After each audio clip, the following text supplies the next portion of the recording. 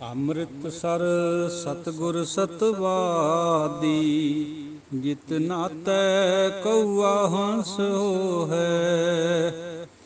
ਅੰਮ੍ਰਿਤਸਰ ਸਤਿਗੁਰ ਸਤਵਾਦੀ, ਜਿਤ ਨਾਤੈ ਕਉਆ ਹੰਸ ਹੋਹੈ।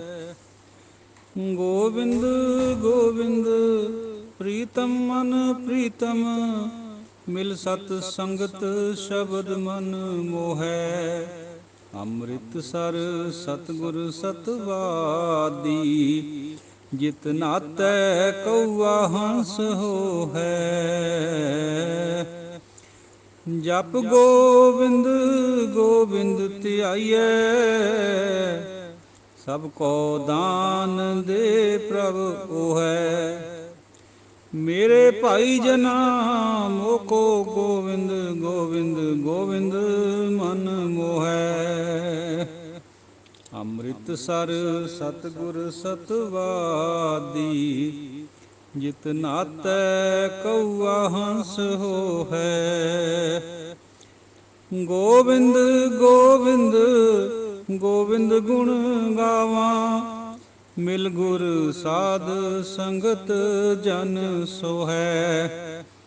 ਸੁਖ ਸਾਗਰ ਹਰ ਭਗਤ ਹੈ, ਗੁਰਮਤਿ ਕੌਲਾਂ ਰਿੱਧ ਸਿੱਧ ਲਾਗੈ ਪਗ ਉਹੈ।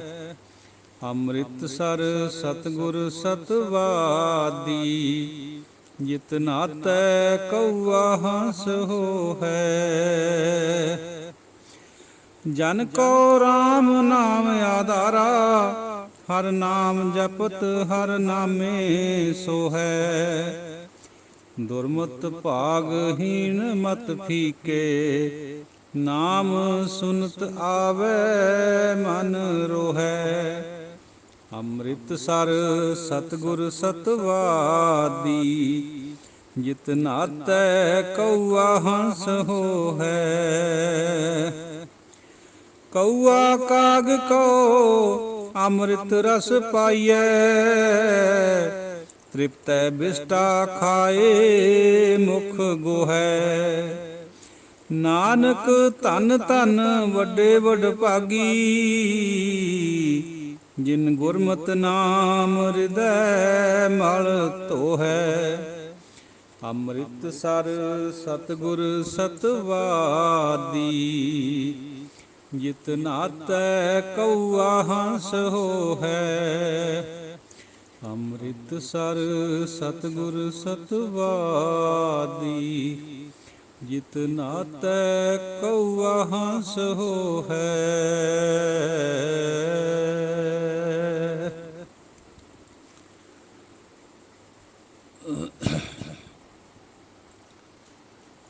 ਜੋਬਨ ਜਾਂਦੇ ਨਾ ਡਰਾਂ, ਜੇ ਸਹਿ ਪ੍ਰੀਤ ਨ ਜਾਏ।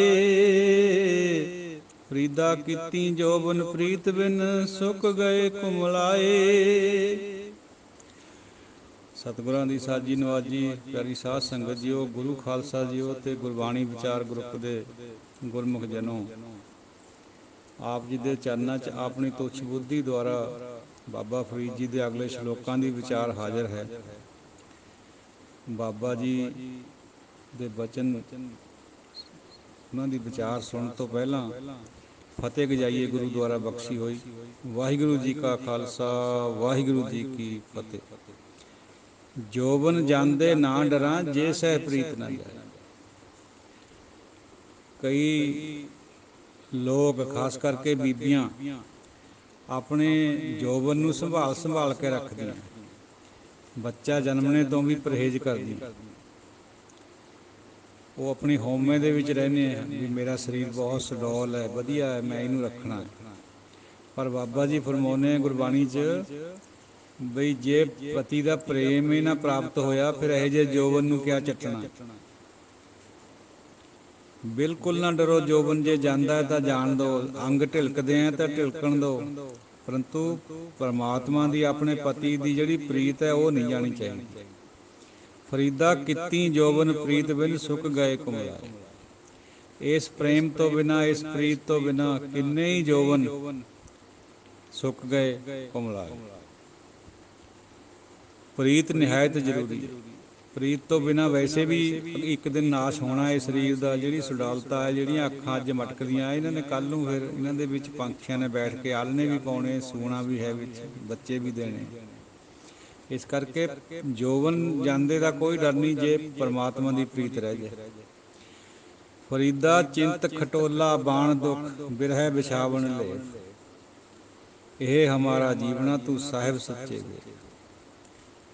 ਚਿੰਤਾ ਦੀ ਮੰਜੀ, ਬਾਣ ਦਾ ਦੁੱਖ, ਦੁੱਖ ਦਾ ਬਾਣ, ਬਿਰਹਿ ਵਿਛਾਵਣ ਲੇਪ, ਵਿਛਾਉਣਾ ਵਿਛੋੜੇ ਦਾ, ਔਰ ਲੇਪ ਜਿਹੜਾ ਆਪਾਂ ਰਜਾਈ ਲੈਂਦੇ ਉੱਪਰ। ਬਿਲਕੁਲ ਠੇਠ ਪੰਜਾਬੀ ਅਸੀਂ ਪਿੰਡਾਂ 'ਚ ਲੇਪ ਹੀ ਕਹਿੰਦੇ ਰਜਾਈ ਨੂੰ। ਇਹ ਅਜਿਹਾ ਸਾਡਾ ਜਿਉਣਾ ਹੈ। ਹੇ ਸੱਚੇ ਪਾਤਸ਼ਾਹ ਵਾਹਿਗੁਰੂ ਜੀਓ, ਤੂੰ ਦੇਖ ਤਾਂ ਸਹੀ, ਚਿੰਤਾ ਲੱਗੀ ਹੋਈ ਹੈ। ਸਾਡਾ ਮੰਜਾ ਵੀ ਚਿੰਤਾ ਦਾ, ਸਾਡਾ ਬਾਣ ਵੀ ਦੁੱਖਾਂ ਦਾ ਹੈ ਜਿਹਦੇ ਨਾਲ ਮੰਜਾ ਬੁਣਿਆ ਵਾ ਹੁੰਦਾ, ਅਤੇ ਸਾਡਾ ਜਿਹੜਾ ਤੇਰੇ ਤੋਂ ਵਿਛੋੜਾ ਪਿਆ ਹੋਇਆ ਇਹ ਸਾਡਾ ਵਿਛਾਉਣਾ ਹੈ। ਬਿਰਹਾ ਬਿਰਹਾ ਆਖੀਐ ਬਿਰਹਾ ਤੂੰ ਸੁਲਤਾਨ, ਵਿਛੋੜਾ ਵਿਛੋੜਾ ਕਿਹਾ ਜਾਂਦਾ ਹੈ। ਇਹ ਵਿਛੋੜੇ ਤੂੰ ਤਾਂ ਬਹੁਤ ਬੜਾ ਸੁਲਤਾਨ ਹੈ, ਰਾਜਾ ਹੈ, ਸਰਬ ਸੱਤਾ ਹੈ। ਫਰੀਦਾ ਜਿਤ ਤਨ ਬਿਰਹੋਂ ਨਾ ਉਪਜੈ ਸੋ ਤਨ ਜਾਣ ਮਸਾਂ।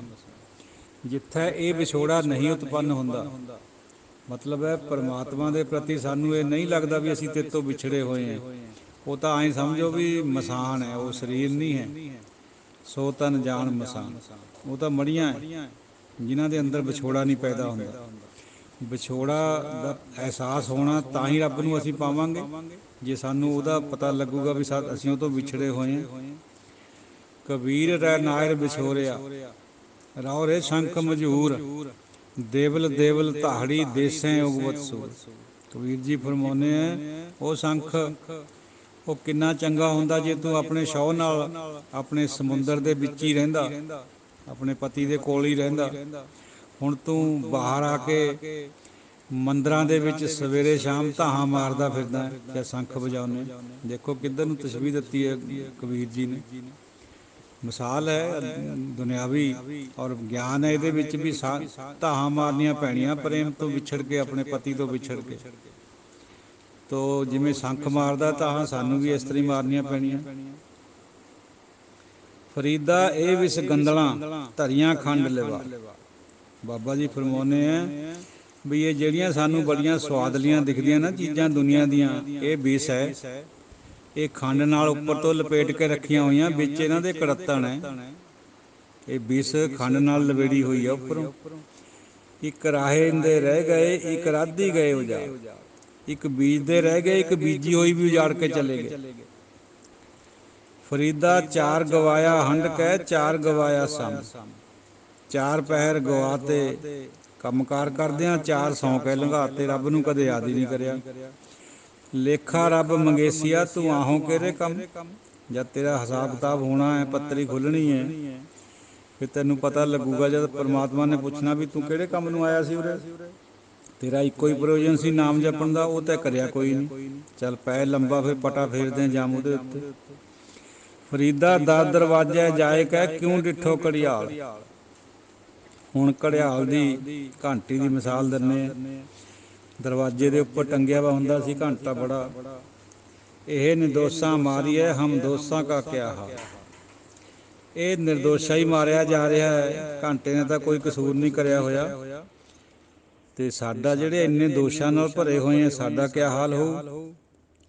ਸਾਧ ਸੰਗਤ ਜੀ, ਇਹ ਨਿਰਦੋਸ਼ਾਂ ਦੇ ਉੱਪਰ ਜਿਹੜੀ ਸੱਸੇ ਨੂੰ ਕਰਨਾ ਉੱਪਰ ਬਿੰਦੀ ਹੈ, ਇਹ ਬੇਟਿਕਾਣਾ ਬਿੰਦੀ ਹੈ। ਭਾਈ ਜੋਗਿੰਦਰ ਸਿੰਘ ਜੀ ਤਲਵਾੜਾ ਨੇ ਇਹ ਗੱਲ ਨੋਟ ਕਰੀ ਹੈ। ਸ਼ਬਦ ਨਿਰਦੋਸ਼ ਹੈ, ਇਹ ਨਿਰਦੋਸ਼ਾ ਮਾਰੀਏ। ਤੋ ਇਸ ਤਰ੍ਹਾਂ ਜਿਹੜੀਆਂ ਹੋਇਆ ਛਾਪੇ ਦੀਆਂ ਬੀੜਾਂ 'ਚ, ਉਹਨੂੰ ਇੱਕ ਬੰਦਾ ਤਾਂ ਕੁਛ ਕਰ ਨਹੀਂ ਸਕਦਾ, ਖਾਲਸਾ ਗੁਰੂ ਦੇ ਰੂਪ 'ਚ ਇਹਨਾਂ ਦੀ ਸੁਧਾਈ ਕਰ ਸਕਦਾ। ਘੜੀਏ ਘੜੀਏ ਮਾਰੀਏ ਪਹਿਰੀਂ ਲਹਿਰ ਸਜਾਏ। ਘੜੀ ਘੜੀ ਪਹਿਰਾਂ ਬਾਅਦ ਘੰਟੇ ਪਰ ਹਥੌੜਾ ਵੱਜਦਾ, ਸਜ਼ਾ ਮਿਲਦੀ ਹੈ ਉਹਨੂੰ। ਸੋ ਹੇੜਾ ਘੜਿਆਲ ਜਿਉਂ ਦੁਖੀ ਰਹਿਣ ਬਿਹਾਏ। ਜਿੱਕਣ ਉਹ ਘੜਿਆਲ ਦੇ ਉੱਤੇ ਹਥੌੜਾ ਵੱਜਦਾ, ਇਸ ਤਰ੍ਹਾਂ ਹੀ ਸਾਡਾ ਸਰੀਰ ਹੈ, ਔਰ ਦੁੱਖਾਂ ਦੇ ਵਿੱਚ ਹੀ ਰਾਤ ਲੰਘ ਜਾਂਦੀ ਹੈ ਪਿਟਾਈ ਹੁੰਦਿਆਂ ਦੀ। ਬੁੱਢਾ ਹੋਆ ਸ਼ੇਖ ਫਰੀਦ ਕੰਬਣ ਲੱਗੀ ਦੇ, ਜੇ 100 ਵਰਿਆਂ ਜੀਵਣਾ ਭੀ ਤਨ ਹੋਸੀ ਕੇ। ਬਾਬਾ ਜੀ ਫਰਮਾਉਂਦੇ ਆ ਵੀ ਜਦ ਬੰਦਾ ਬੁੱਢਾ ਹੋ ਜਾਂਦਾ ਹੈ, ਕੰਬਣ ਲੱਗ ਪੈਂਦੀ ਹੈ ਦੇਹ, ਹੱਥ ਪੈਰ ਵੀ ਕੰਬਣ ਲੱਗ ਜਾਂਦੇ ਆ, ਰੋਟੀ ਵੀ ਨਹੀਂ ਮੂੰਹ ਨੂੰ ਜਾਂਦੀ, ਸੰਬੰਧੀਓ ਪਾਉਂਦੇ ਮੂੰਹ 'ਚ। ਜੇ 100 ਵਰਿਆਂ ਵੀ ਜੀਵ ਲਈਏ ਤਾਂ ਵੀ ਇਸਨੇ ਸਰੀਰ ਨੇ ਖੇ ਹੋਣਾ, ਮਿੱਟੀ ਬਣਨਾ। ਫਰੀਦਾ ਬਾਰ ਪਰਾਇਆ ਬੈਸਣਾ, ਸਾਈਂ ਮੁਝੇ ਨਾ ਦੇ। ਦੂਜੇ ਦੇ ਦਰ ਪਰ ਮੈਨੂੰ ਨਾ ਬਿਠਾਈ। ਜੇ ਤੂੰ ਇਵੇਂ ਰਖਸੀ ਜਿਉ ਸਰੀਰ ਹੁੰਦੇ, ਜੇ ਤਾਂ ਮੈਨੂੰ ਇਕਣੇ ਰੱਖਣਾ ਤਾਂ ਮੇਰੇ ਸਰੀਰ ਵਿੱਚੋਂ ਜਿੰਦ ਕੱਢ ਲੈ। ਮੈਨੂੰ ਇੱਕ ਤੋਂ ਬਿਨਾਂ, ਤੇਰੇ ਤੋਂ ਬਿਨਾਂ ਲਾਈਟ ਬਾਲ ਦੋ। ਮੈਨੂੰ ਤੇਰੇ ਤੋਂ ਬਿਨਾਂ ਜੇ ਤੂੰ ਮੈਨੂੰ ਕਿਸੇ ਹੋਰ ਦੇ ਦਰ 'ਤੇ ਰੱਖੇਂਗਾ ਤਾਂ ਮੈਨੂੰ ਐਂ ਲੱਗਦਾ ਵੀ ਇਹਦੇ ਨਾਲੋਂ ਤੂੰ ਮੈਨੂੰ ਮਾਰੇ ਦੇ, ਚੱਕੇ ਦੇ, ਚੱਕ ਲੈ। ਦੇਖੋ ਇੱਕ ਦੀ ਫੇਰ ਪ੍ਰਤੀਤ, ਗੁਰਬਾਣੀ ਦੇ ਹਰ ਸ਼ਬਦ ਦੇ ਵਿੱਚ ਇੱਕ ਦੀ ਗੱਲ ਆਏਗੀ। ਦੂਜੇ ਦੇ ਦਰ 'ਤੇ ਨਾ ਮੈਨੂੰ ਭੇਜੀ, ਮੈਨੂੰ ਆਪਣੇ ਦਰ 'ਤੇ ਰੱਖੀ। ਕੰਧ ਕੁਹਾੜਾ ਸਿਰ ਘੜਾ ਬਣ ਕੇ ਸਰ ਲੋਹਾ। ਕੰਨੇ ਦੇ ਉੱਪਰ ਕੁਹਾੜਾ ਰੱਖਿਆ ਵਾ, ਕੰਧੇ ਪਰ, ਮੋਢੇ ਪਰ, ਸਿਰ ਪਰ ਘੜਾ ਚੱਕਿਆ ਹੋਇਆ। ਬਣ ਕੇ ਸਰ ਲੋਹਾਰ, ਬਣ ਦੇ ਨਾਣੇ ਨੂੰ ਸਿਆਰੀ ਹੈ, ਇਹਦਾ ਮਤਲਬ ਬਣ ਦੇ ਵਿੱਚ, ਬਣ ਦੇ ਵਿੱਚ ਕੈਸਰ ਲੋਹਾਰ। ਕੈਸਰ ਰਾਜੇ ਨੂੰ ਕਹਿੰਦੇ, ਬਾਦਸ਼ਾਹ ਨੂੰ। ਉਹ ਲੋਹਾਰ ਜਿਹਦੇ ਸਿਰ 'ਤੇ ਘੜਾ ਹੈ, ਕੰਨੇ ਪਰ ਕੁਹਾੜਾ ਹੈ, ਉਹ ਬਣ ਦੇ ਸਿਰ ਪਰ ਲੋਹਾਰ ਬਣਿਆ ਹੋਇਆ, ਮਤਲਬ ਉਹਨੂੰ ਕੱਟਣ ਚੱਲਿਆ ਲੱਕੜੀ ਨੂੰ, ਰਾਜਾ ਬਣ ਕੇ। ਫਰੀਦਾ ਹਉ ਲੋੜੀ ਸੋ ਆਪਣਾ, ਤੂੰ ਲੋੜਾਂ ਗਿਆ। ਬਾਬਾ ਜੀ ਫਰਮਾਉਂਦੇ ਆ ਵੀ ਮੈਂ ਤਾਂ ਆਪਣੇ ਰੱਬ ਨੂੰ ਟੋਲਦਾ ਫਿਰਦਾ ਜੰਗਲ 'ਚ, ਤੂੰ ਗਿਆ ਟੋਲਦਾ ਫਿਰਦਾ ਲੱਕੜੀਆਂ ਵੱਢ ਕੇ ਜਿਹੜੀਆਂ ਜਲਾਈਆਂ ਜਾਂਦੀਆਂ ਉਹਦੇ ਕਰਕੇ। ਹਾਲਾਂਕਿ ਜੰਗਲ ਦੇ ਵਿੱਚ ਕੋਈ ਰੱਬ ਦਾ ਵਾਸਾ ਨਹੀਂ ਹੈ ਜ਼ਰੂਰੀ ਵੀ ਉੱਥੇ ਮਿਲਣਾ ਤਾਂ ਉਹਨੇ ਆਪਣੇ ਅੰਦਰੋਂ ਹੈ। ਇਹ ਇੱਕ ਮਿਸਾਲ ਦਿੱਤੀ ਹੈ ਸਮਝਾਉਣ ਖਾਤਰ। ਫਰੀਦਾ ਇੱਕ ਨਾ ਆਟਾ ਅਗਲਾ, ਇੱਕ ਨਾ ਨਾਹੀਂ ਲੋਣ। ਫਰੀਦਾ ਇਕਨਾਂ ਦੇ ਕੋਲ ਤਾਂ ਬਹੁਤ ਸਾਰਾ ਆਟਾ ਜਮ੍ਹਾਂ ਕਰਿਆ ਹੋਇਆ, ਇਕਨਾਂ ਕੋਲ ਵਿਚਾਰਿਆਂ ਕੋਲ ਲੂਣ ਵੀ ਨਹੀਂ ਹੈ। ਅੱਗੇ ਗਏ ਸੰਝਾਵਸਨ, ਚੋਟਾਂ ਖਾਸੀ ਕੌਣ। ਅੱਗੇ ਪਤਾ ਲੱਗੂਗਾ ਜਾ ਕੇ ਵੀ ਚੋਟਾਂ ਕੌਣ ਖਾਂਦਾ, ਕਿਹਨੂੰ ਸੱਟਾਂ ਪੈਣੀਆਂ। ਜਿਨ੍ਹਾਂ ਖਾਧੀ ਚੋਪੜੀ ਘਨੇ ਸਹਿਣਗੇ ਦੁੱਖ, ਉਹੀ ਭਾਵ ਹੈ। ਪਾਸ ਦਮਾਮੇ ਛੱਤ ਸਿਰ, ਭੇਰੀ ਛੱਡੋ ਰੱਡ।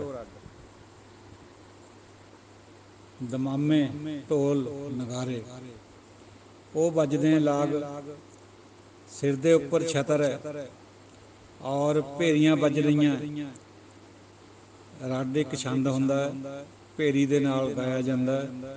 ਭੇਰੀ ਤੋਂ ਮਤਲਬ ਸਾਧ ਸੰਗਤ ਜੀ ਹੁੰਦਾ ਇੱਕ ਨਫੀਰੀ, ਇੱਕ ਛੋਟਾ ਨਗਾਰਾ। ਇਹ ਦੋਹਾਂ ਨੂੰ ਭੇਰੀ ਕਹਿੰਦੇ ਜਦ ਇਕੱਠੇ ਵੱਜਦੇ ਨੇ। ਇਹ ਰਾਜਿਆਂ ਦੇ ਘਰਾਂ 'ਚ ਵੱਜਿਆ ਕਰਦੇ। ਜਾਏ ਸੁੱਤੇ ਜੀਰਾਨ ਮੈਂ ਥੀਏ ਯਤੀਮਾਂ ਗੱਲ। ਜਦ ਮੜੀਆਂ ਵੀ ਜਾ ਕੇ ਸੌਂ ਗਏ ਸਦਾ ਦੀ ਨੀਂਦ ਵਾਸਤੇ, ਉੱਥੇ ਯਤੀਮ ਬਣ ਗਏ। ਫਿਰ ਇੱਥੇ ਤਾਂ ਇੰਨਾ ਲੋ ਲਸ਼ਕਰ ਨਾਲ ਹੁੰਦਾ ਸੀਗਾ, ਉੱਥੇ ਜਾ ਕੇ ਯਤੀਮ ਬਣ ਕੇ ਪੈ ਗਏ। ਫਰੀਦਾ ਕੋਠੇ ਮੰਡਪ ਮਾੜੀਆਂ ਉਸਾਰੇ ਦੇ ਪੀ ਗਏ। ਬੜੇ ਬੜੇ ਮਹਿਲ ਮਾੜੀਆਂ ਬਣਾਉਣ ਵਾਲੇ ਉਹ ਵੀ ਚਲੇ ਗਏ। ਕੂੜਾ ਸੌਦਾ ਕਰ ਗਏ ਗੋਰੀ ਆਏ ਪਏ। ਝੂਠ ਦਾ ਵਣਜ ਕਰਕੇ ਇੱਥੋਂ ਚਲੇ ਗਏ, ਹੁਣ ਗੋਰਾਂ ਵਿੱਚ ਆ ਕੇ ਪੈ ਗਏ ਕਬਰਾਂ 'ਚ। ਫਰੀਦਾ ਖਿੰਥੜ ਮੇਖਾਂ ਅਗਲੀਆਂ, ਜਿੰਦ ਨਾ ਕਾਈ ਮੇਖ। ਬਾਬਾ ਜੀ ਫਰਮਾਉਂਦੇ ਆ ਵੀ ਇਸ ਸਰੀਰ ਨੂੰ ਤਾਂ ਬਹੁਤ ਟਾਕੀਆਂ ਲੱਗੀਆਂ ਹੋਈਆਂ, ਪਰ ਜਿਹੜੀ ਜਿੰਦ ਹੈ ਸਾਡੀ ਅੰਦਰ, ਸੋਲ ਜੀਵਾਤਮਾ, ਉਹਨੂੰ ਕੋਈ ਟਾਕੀ ਨਹੀਂ ਲੱਗਣੀ ਹੈ, ਨਾ ਲੱਗੀ ਹੋਈ ਹੈ। ਵਾਰੀ ਆਪੋ ਆਪਣੀ ਚੱਲੇ ਮਸਾਇਕ ਸੇ। ਤਾਂ ਭਾਵ ਇਹ ਹੈ ਬਈ ਕੱਪੜੇ ਨੂੰ ਤਾਂ ਆਪਾਂ ਜਿਹੜੀ ਖਿੰਥਾ ਹੁੰਦੀ ਹੈ ਬਾਹਰਲੀ ਗੋਦੜੀ, ਉਹਨੂੰ ਤਾਂ ਟਾਕੀਆਂ ਲਾ ਕੇ ਸਿਉਂ ਲੈਂਦੇ ਜੇ ਪਾੜ ਜਾਵੇ। ਜਿੱਦਣ ਆਤਮਾ ਨੇ ਨਿਕਲਣਾ ਉਹਨੂੰ ਨਹੀਂ ਟਾਕੀ ਲੱਗਣੀ, ਉਹਨੂੰ ਤਾਂ ਇੱਥੋਂ ਚਲੇ ਜਾਣਾ। ਫਿਰ ਆਪਣੀ ਆਪਣੀ ਵਾਰੀ ਆਉਂਦੀ ਹੈ। ਸਭ ਸੇਖ ਮਸਾਇਕ ਇੱਥੋਂ ਚਲੇ ਜਾਂਦੇ। ਮਸਾਇਕ ਸੇਖ ਦਾ ਬਹੁਵਚਨ। ਫਰੀਦਾ ਦੋਹ ਦੀਵੀ ਬੁਲੰਦਿਆਂ, ਮਲਕ ਬੈਠਾ ਆਏ। ਇਹ ਦੋਏ ਅੱਖਾਂ ਦੇ ਜਗਦਿਆਂ, ਯਾਨੀ ਦੇਖਦਿਆਂ ਹੀ ਦੇਖਦਿਆਂ ਮਲਕੁਲ ਮੌਤ ਆ ਕੇ ਬਹਿ ਜਾਂਦਾ, ਫਰਿਸ਼ਤਾ ਮੌਤ ਦਾ। ਗੜ ਲੀਤਾ ਘਟ ਲੁੱਟਿਆ, ਦੀਵੜੇ ਗਿਆ ਬੁਝਾਏ। ਇਸ ਸਰੀਰ ਰੂਪੀ ਕਿਲੇ ਨੂੰ ਲੁੱਟ ਲੈਂਦਾ ਹੈ। ਗੜ ਨੂੰ ਫਤਿਹ ਕਰ ਲੈਂਦਾ ਹੈ, ਸਰੀਰ ਨੂੰ, ਔਰ ਅੰਦਰ ਹਿਰਦਾ ਜਿਹੜਾ ਉਹਨੂੰ ਲੁੱਟ ਲੈਂਦਾ ਹੈ। ਦੀਵੜੇ ਗਿਆ ਬੁਝਾਏ, ਅੱਖਾਂ ਦੀ ਜੋਤ ਚਲੇ ਜਾਂਦੀ ਹੈ ਜਦੋਂ ਇੱਥੋਂ ਲੈ ਕੇ ਤੁਰਦਾ ਹੈ ਸੋਲ ਆਤਮਾ ਨੂੰ। ਫਰੀਦਾ ਵੇਖ ਕਪਾਹੈ ਜੇ ਥੀਆ, ਜੇ ਸਿਰ ਥੀਆ ਤਿਲਾਂ। ਬਾਬਾ ਜੀ ਫਰਮਾਉਂਦੇ ਕਪਾਹ ਦੇ ਸਿਰ ਪਰ ਕਿਆ ਬੀਤਦੀ ਹੈ ਭਾਈ, ਦੇਖ ਤਾਂ ਲੈ। ਤਿਲਾਂ ਦੇ ਸਿਰ ਪਰ ਕਿਆ ਬੀਤਦੀ ਹੈ, ਪੀੜ ਨਾ ਪੀੜੇ ਜਾਂਦੇ ਕਹਾਣੀ ਦੇ ਵਿੱਚ। ਕਪਾਹ ਵੀ ਵੇਲਣੇ ਚੋਂ ਦੀ ਲੰਘਦੀ ਹੈ। ਕਮਾਦ ਹੈ ਯਾਰ ਕਾਗਦ ਹੈ, ਕੁੰਨੇ ਕੋਇਲਿਆਂ। ਕਮਾਦ ਦੇ ਰਸ ਨੂੰ ਵੀ ਕੜਾਹੇ 'ਚ ਪਾ ਕੇ ਉਬਾਲਿਆ ਜਾਂਦਾ, ਕਾਗਜ਼ ਵੀ ਇੱਕਣੇ ਬਣਦਾ ਹੈ ਗੁੰਨ ਕੇ। ਔਰ ਕੁੰਨੇ ਕੋਇਲਿਆਂ, ਚੁੱਲ੍ਹੇ ਦੇ ਵਿੱਚ ਕੋਲਿਆਂ ਦਾ ਕਿਆ ਹਾਲ ਹੁੰਦਾ, ਅੱਗ ਦੇ ਵਿੱਚ ਜਲਦੇ ਆ। ਇਹ ਮਿਸਾਲਾਂ ਦੇ ਕੇ ਸਮਝਾਉਂਦੇ ਆ। ਮੰਦੇ ਅਮਲ ਕਰਿੰਦਿਆਂ ਇਹ ਸਜਾਏ ਤਿਨਾਂ। ਜਿਹੜੇ ਆਪਾਂ ਮੰਦੇ ਅਮਲ ਕਰਦੇ ਆ, ਇਸ ਤਰ੍ਹਾਂ ਦੀ ਸਜ਼ਾ ਮਿਲਣੀ ਆਪਾਂ ਨੂੰ। ਹਾਲਾਂਕਿ ਇਹਨਾਂ ਵਿਚਾਰਿਆਂ ਨੇ ਤਾਂ ਕੋਈ ਐਡਾ ਖਾਸ ਕਸੂਰ ਵੀ ਨਹੀਂ ਕਰਿਆ ਹੋਇਆ, ਨਾ ਕਮਾਦ ਨੇ, ਨਾ ਕਪਾਹ ਨੇ, ਨਾ ਕੋਲਿਆਂ ਨੇ, ਫਿਰ ਵੀ ਸਜ਼ਾ ਮਿਲਦੀ ਹੈ। ਜਿਵੇਂ ਘੜਿਆਲ ਨੇ ਕੋਈ ਕਸੂਰ ਨਹੀਂ ਕਰਿਆ ਹੁੰਦਾ, ਨਿਰਦੋਸ਼ਾ ਹੁੰਦਾ ਹੈ, ਫਿਰ ਵੀ ਸਜ਼ਾ ਮਿਲਦੀ ਹੈ। ਅਤੇ ਅਸੀਂ ਜਿਹੜੇ ਹਰ ਵਕਤ ਇਹ ਮੰਦੇ ਅਮਲ ਕਰਦੇ ਹਾਂ, ਸਾਨੂੰ ਤਾਂ ਸਜ਼ਾ ਫਿਰ ਮਿਲਣੀ ਓ ਮਿਲਣੀ। ਫਰੀਦਾ ਕੰਨ ਮਸੱਲਾ ਸੂਫ ਗਲ, ਦਿਲ ਕਾਤੀ ਗੁੜ ਬਾਤ। ਬਾਬਾ ਫਰੀਦ ਜੀ ਸਮਝਾਉਂਦੇ ਆ ਵੀ ਮੋਢੇ ਦੇ ਉੱਤੇ ਮਸੱਲਾ ਰੱਖਿਆ ਹੋਇਆ। ਮਸੱਲਾ ਹੁੰਦੀ ਹੈ ਉਹ ਚਿਕ ਜਿਹੜੀ ਹੇਠਾਂ ਵਿਛਾ ਕੇ ਮੁਸਲਮਾਨ ਲੋਕ ਭਰਾ ਨਮਾਜ਼ ਪੜ੍ਹਦੇ। ਗਲ ਵਿੱਚ ਸੂਫ ਕਾਲੇ ਰੰਗ ਦਾ ਪਾਇਆ ਹੋਇਆ, ਲੰਬਾ ਸਾਰਾ ਝੱਗਾ। ਦਿਲ ਕਾਤੀ, ਦਿਲ ਵਿੱਚ ਕੈਂਚੀ ਚੱਲਦੀ ਹੈ ਤ੍ਰਿਸ਼ਨਾ ਦੀ। ਔਰ ਗੁੜ ਬਾਤ, ਬਾਤ ਹੁੰਦਾ ਮੂੰਹ, ਮੂੰਹ ਦੇ ਵਿੱਚ ਮਿੱਠੀ ਮਿੱਠੀਆਂ ਗੱਲਾਂ, ਅੰਦਰ ਕੈਂਚੀ ਚੱਲ ਰਹੀ ਹੈ। ਬਾਹਰ ਦਿਸੈ ਚਾਨਣਾ, ਦਿਲ ਅੰਧਿਆਰੀ ਰਾਤ। ਬਾਹਰ ਤੋਂ ਤਾਂ ਬੜਾ ਸੋਹਣਾ ਲੱਗਦਾ ਹੈ ਵੀ ਬੜਾ ਭਾਰੀ ਸੰਤ ਹੈ, ਸੂਫ ਪਾਈ ਹੋਈ ਹੈ ਭਾਈ, ਔਰ ਮਸੱਲਾ ਚੱਕਿਆ ਹੋਇਆ, ਇਹ ਤਾਂ ਨਵਾਜੀ ਹੈ ਪੂਰਾ, ਸ਼ਰਈ ਹੈ।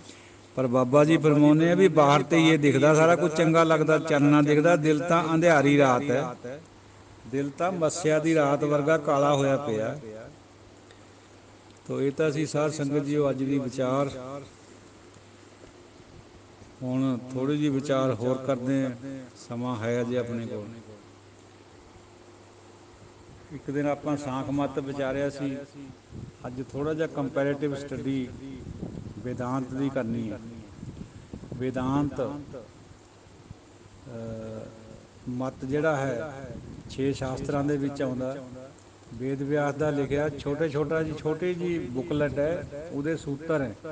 ਉਹ ਸੂਤਰਾਂ ਦੇ ਵਿੱਚ ਸਾਗਰ ਗਾਗਰ 'ਚ ਬੰਨਿਆ ਵਾ ਹੁੰਦਾ। ਉਹ ਸੂਤਰਾਂ ਨੂੰ ਫਿਰ ਜਦ ਖੋਲ੍ਹਦੇ ਆ ਉਹਨੂੰ ਭਾਸ ਕਹਿੰਦੇ ਆ, ਭਾਸ ਜਾਂ ਭਾਖਾ। ਉਹ ਜਿਹੜਾ ਜ਼ਿਕਰ ਕਰਦੇ ਆ ਨਾ ਮਸਕੀਨ ਜੀ, ਦਸਮ ਕਥਾ ਭਗਉਤ ਕੀ ਭਾਖਾ ਕਰੀ ਬਨਾਏ, ਅਵਰ ਵਾਸਨਾ ਨਾਹੇ ਪ੍ਰਭ ਧਰਮ ਯੁੱਧ ਕੈ ਚਾਏ। ਉਹ ਭਾਖਾ ਭਾਸ ਨੂੰ ਕਿਹਾ ਜਾਂਦਾ।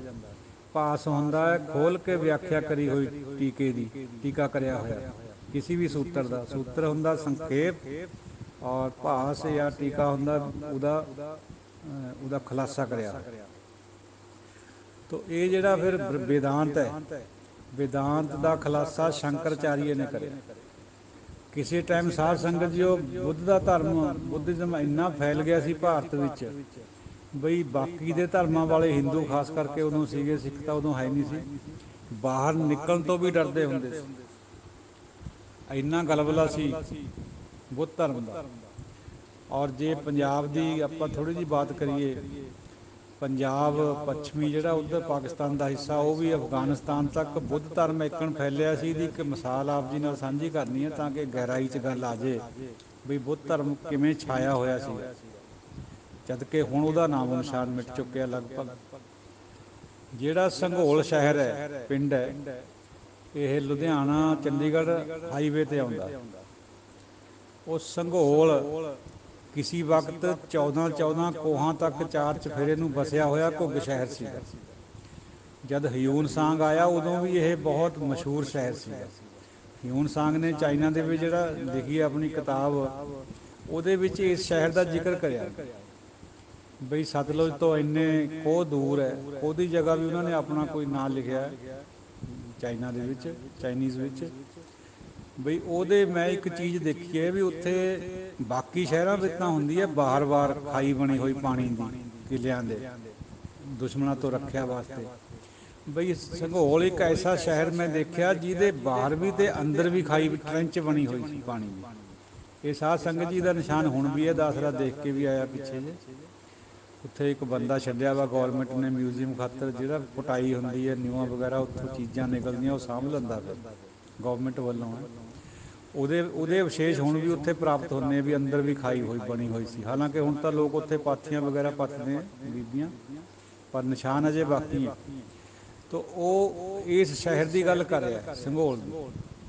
ਸਾਰੇ ਹਿੰਦੁਸਤਾਨ ਦੇ 'ਚ ਇੱਕੋ ਇੱਕ ਐਸਾ ਸ਼ਹਿਰ ਹੈ, ਹੁਣ ਤਾਂ ਪਿੰਡ ਹੀ ਹੈ, ਵੀ ਜਿਹਦੇ ਆਲੇ ਦੁਆਲੇ ਬਾਹਰ ਵੀ ਖਾਈ ਅੰਦਰ ਵੀ ਖਾਈ ਪਾਣੀ ਦੀ। ਇਹ ਪੁਰਾਣੇ ਸਮਿਆਂ 'ਚ ਹੁੰਦੀਆਂ ਸੀ ਇਸ ਤਰ੍ਹਾਂ ਦੁਸ਼ਮਣਾਂ ਤੋਂ ਬਚਾਓ ਦੇ ਖਾਤਰ।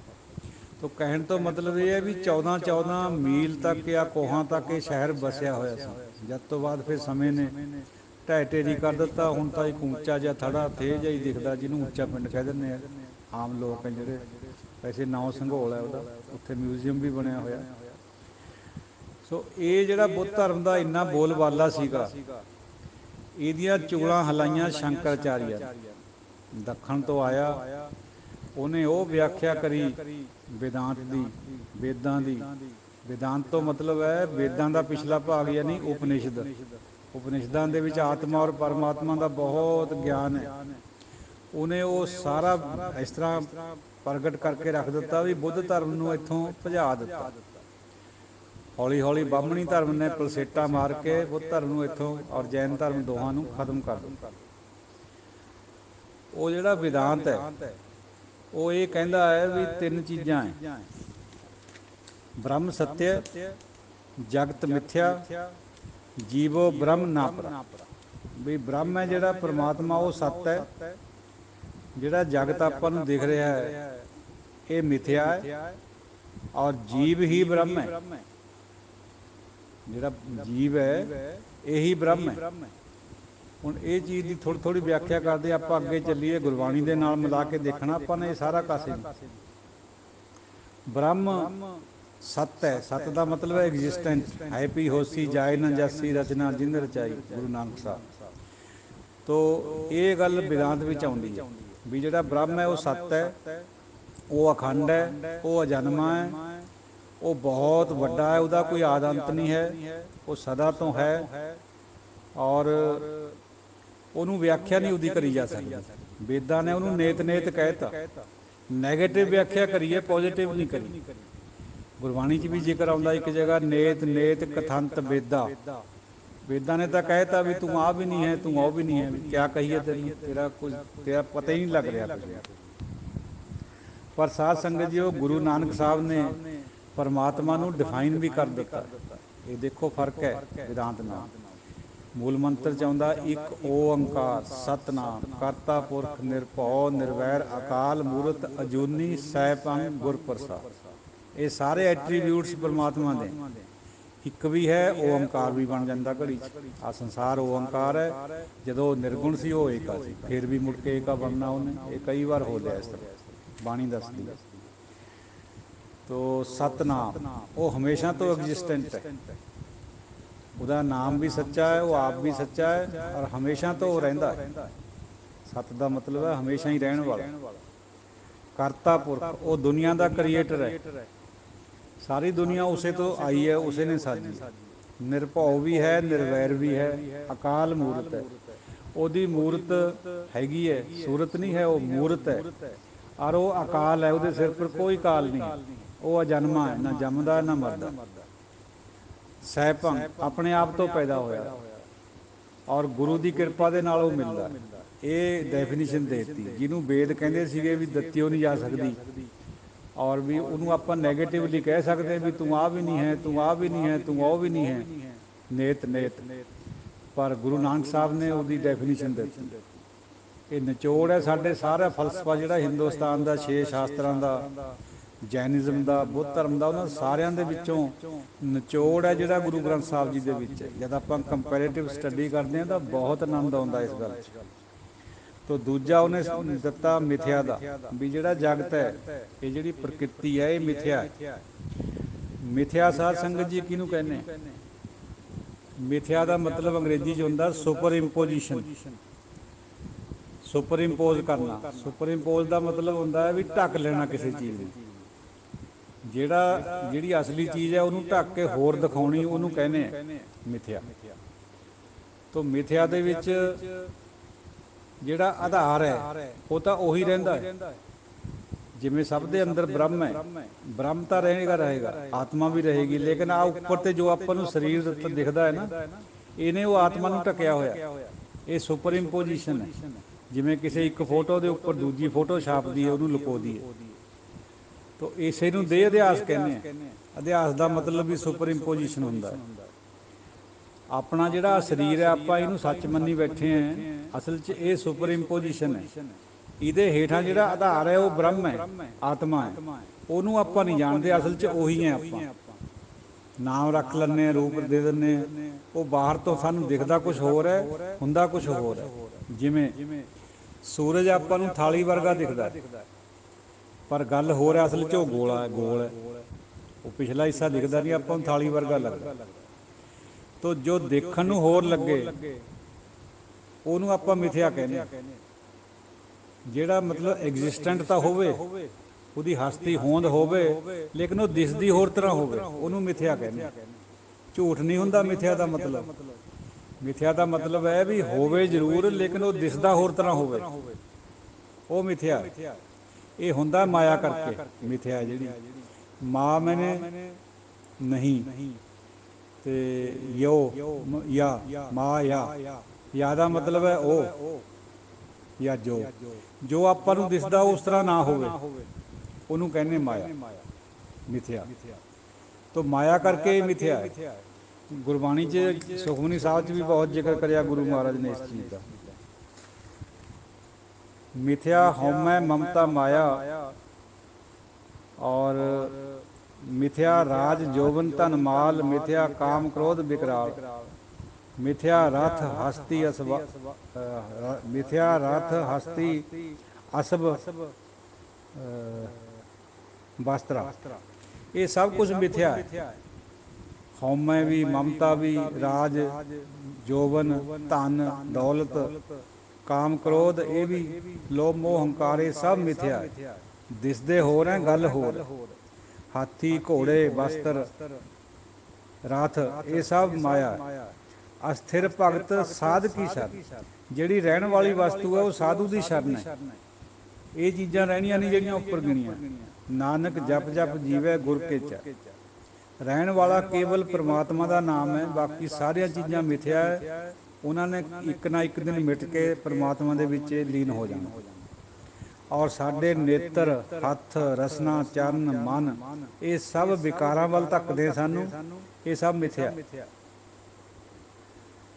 ਬਿਨ ਬੂਝੇ ਮਿਥਿਆ ਸਭ ਭਏ, ਨਾਨਕ ਸਫਲ ਦੇ ਨਾਨਕ ਹਰ ਹਰ ਨਾਮ। ਜੇ ਅਸੀਂ ਨਹੀਂ ਬੁੱਝਦੇ ਹਾਂ, ਸਾਨੂੰ ਗੁਰੂ ਮਹਾਰਾਜ ਨਹੀਂ ਸੋਝੀ ਦਿੰਦਾ ਬੁੱਝਣ ਦੀ, ਤਾਂ ਬਾਕੀ ਸਭ ਕੁਛ ਮਿਥਿਆ ਹੈ। ਜਿਹੜਾ ਆਪਾਂ ਕਰਮ ਵੀ ਕਰਦੇ ਹਾਂ, ਚਾਹੇ ਰੱਬ ਦਾ ਵੀ ਨਾਮ ਲੈਂਦੇ ਹਾਂ, ਜੇ ਉਹਨੂੰ ਨਹੀਂ ਬੁੱਝਦੇ ਹਾਂ ਤਾਂ ਉਹ ਮਿਥਿਆ ਬਣ ਜਾਣਾ। ਉੱਪਰੋਂ ਉੱਪਰੋਂ ਰੱਬ ਦਾ ਨਾਮ ਲੈਣਾ, ਉਹ ਮਿਥਿਆ ਰਹਿ ਜਾਣੀ। ਜੇ ਸਾਨੂੰ ਪਤਾ ਹੈ, ਬੁੱਝਦੇ ਹਾਂ ਉਸ ਗੱਲ ਨੂੰ ਵੀ ਆਪਾਂ ਇਹਦੇ ਨਾਲ ਪਰਮਾਤਮਾ ਦੀ ਪ੍ਰਾਪਤੀ ਕਰਨੀ ਹੈ, ਤਾਂ ਉਹ ਫਿਰ ਸੱਤ ਹੈ। ਉਹੀ ਚੀਜ਼ ਮਿਥਿਆ ਬਣ ਜਾਂਦੀ ਹੈ, ਉਹੀ ਸੱਤ ਹੋ ਜਾਂਦੀ ਹੈ। ਆਪਾਂ ਸੇਵਾ ਕਰਦੇ ਹਾਂ, ਜੇ ਕਾਮ ਕ੍ਰੋਧ ਵਿੱਚ ਕਰਦੇ ਹਾਂ, ਜਾਂ ਲਾਲਚ ਵਿੱਚ ਕਰਦੇ ਹਾਂ, ਜਾਂ ਕਿਸੇ ਹੋਰ ਭਾਵਨਾ ਦੇ ਤਹਿਤ ਕਰਦੇ ਹਾਂ, ਉਹ ਸੇਵਾ ਦੇਖਣ ਨੂੰ ਹੋਰ ਹੈ, ਗੱਲ ਪਿੱਛੇ ਹੋਰ ਹੋਵੇ, ਉਹ ਫਿਰ ਮਿਥਿਆ ਹੈ। ਉਹ ਸੇਵਾ ਪ੍ਰਵਾਨ ਨਹੀਂ ਹੈ। ਇਹ ਬਹੁਤ ਗਹਿਰੀਆਂ ਬਾਤਾਂ ਹੈ ਧਰਮ ਦੀਆਂ, ਫਿਲਾਸਫੀ ਦੀਆਂ। ਤੋ ਬਿਨਾਂ ਬੂਝੇ ਤੋਂ ਸਭ ਕੁਛ ਮਿਥਿਆ ਭਾਈ। ਜੇ ਬੁੱਝ ਲਿਆ ਤਾਂ ਸਫਲ ਹੈ। ਏਕ ਵਸਤ ਬੂਝੈ ਤਾਂ ਹੋਮੈ ਪਾਕ, ਬਿਨ ਬੂਝੇ ਤੂੰ ਸਦਾ ਨਾ ਪਾ। ਰੱਬ ਦਾ ਨਾਮ ਸਾਰਾ ਜਹਾਨ ਲੈਂਦਾ ਹੈ। ਰਾਮ ਰਾਮ ਰਾਮ, ਅੱਲਾ ਅੱਲਾ ਅੱਲਾ, ਵਾਹਿਗੁਰੂ ਵਾਹਿਗੁਰੂ ਵਾਹਿਗੁਰੂ ਕਰਦਾ। ਜੇ ਨਹੀਂ ਬੁੱਝਦੇ ਵੀ ਇਹਦਾ ਮਤਲਬ ਕਿਆ ਹੈ, ਤਾਂ ਫਿਰ ਉਹ ਸਫਲ ਨਹੀਂ ਹੈ, ਪਵਿੱਤਰ ਨਹੀਂ ਹੈ। ਫਿਰ ਬੰਦਾ ਲੰਦੇ ਸਾਰੇ ਹੀ ਨੌ, ਪਰ ਪਵਿੱਤਰ ਉਦੋਂ ਹੋਣਾ ਹੈ ਜਦੋਂ ਬੁੱਝ ਲੈਣਾ ਇਸ ਗੱਲ। ਏਕ ਵਸਤ ਬੂਝੈ ਤਾਂ ਹੋਮੈ ਪਾਕ, ਬਿਨ ਬੂਝੇ ਤੂੰ ਸਦਾ ਨਾ ਪਾ। ਗੱਲ ਬੁੱਝਣ ਤੋਂ ਖੜੀ ਹੈ ਸਾਰੀ। ਇੱਕ ਸੰਤ ਦਾ ਔਰ ਇੱਕ ਆਮ ਬੰਦੇ ਦਾ ਜਿਹੜਾ ਵਿਚਾਲੇ ਦਾ ਫਰਕ ਹੈ, ਉਹਦੇ ਵਿਚਾਲੇ ਬੁੱਝਣਾ ਸ਼ਬਦ ਹੈ। ਜਿਹਨੇ ਬੁੱਝ ਲਿਆ ਉਹ ਸੰਤ ਹੈ, ਜਿਹੜਾ ਨਹੀਂ ਬੁੱਝਦਾ ਉਹ ਅਨਾੜੀ ਆਮ ਬੰਦਾ।